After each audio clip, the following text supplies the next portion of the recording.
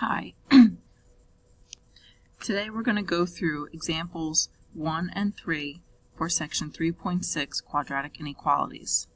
The directions for example 1 are in your journal, as you can see here. We're graphing quadratics. You can see x is squared, and it's in two variables because you see x and y. What you want to do are the following steps here. Step 1, you want to graph the equation as if it were an equals sign. And we can just use a calculator and pull points from our table. We're going to make our parabola a dashed line if you see less than or greater than symbols. Make a solid line if it's less than or equal to or greater than or equal to. Then we need to decide where to shade by testing a point and then shade in that region. So let's try an example. So here in example 1, we would like to first graph y equals negative x squared minus 2x minus 1. So what I'm going to do is put it in my calculator and pull some of the points from the table. So in my calculator, I'm going to then complete a graph, a graph page, and I'm going to type in the problem, which was negative x squared minus 2x minus 1. You can see the graph there, so I need to get that to my notes. So I'm going to look at the table, press Control T, and I want to make sure I get my vertex point. So I'm trying to find my vertex where the numbers, see they're going in one direction and then they repeat. See these two repeat, so that middle one must be the vertex. So I'm going to make these 3 points, the vertex, one above and one below, as my table of values. So again, I'm going to use my vertex, which was negative 2, negative 1, a point above, and a point below. I forget what it was. Negative 1, 0 was my vertex, and a point above and below.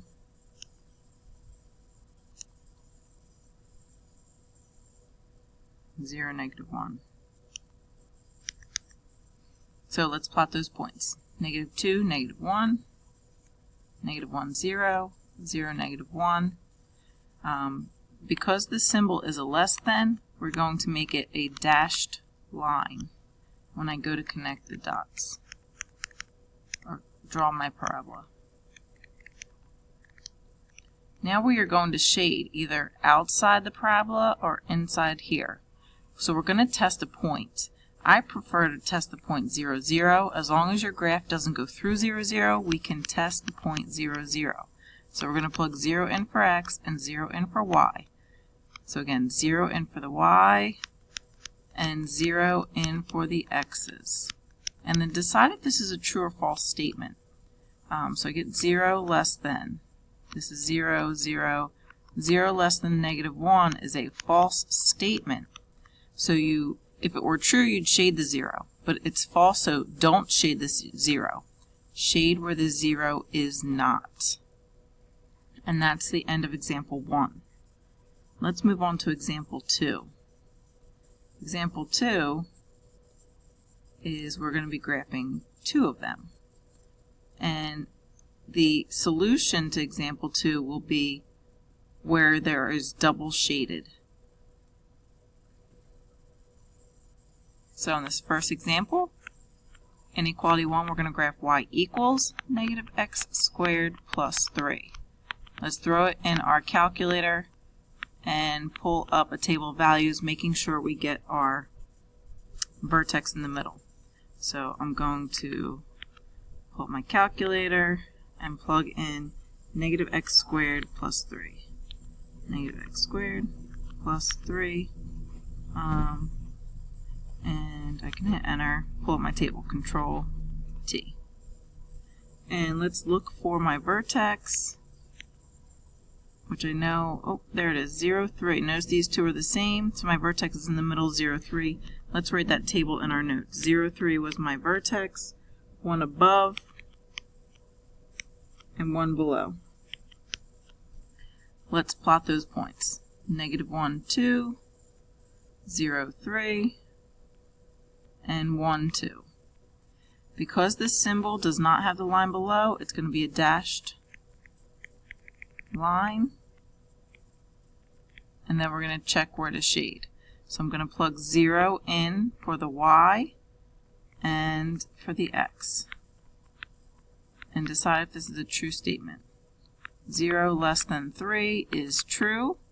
So I'm going to shade where the 0 is, which is here.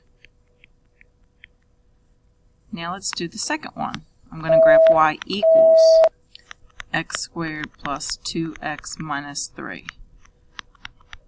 I'm going to plot that in my graphing calculator just like I did before and pull up my table. This is what I get after I complete that. Graph the points. It might be helpful to change color. So I'm going to graph -2, -3, -1, -4, and 0, -3. This time I'm going to be using a solid line because of it could be equal to, greater than or equal to. So there's my parabola. I'm going to test 0, 0. I get 0 greater than or equal to -3, which is true. So I'm going to shade again where the 0 is. When we do this, so your final solution for this system is where the graphs overlap. So you can see the red and black overlap right here. So that would be your final solution.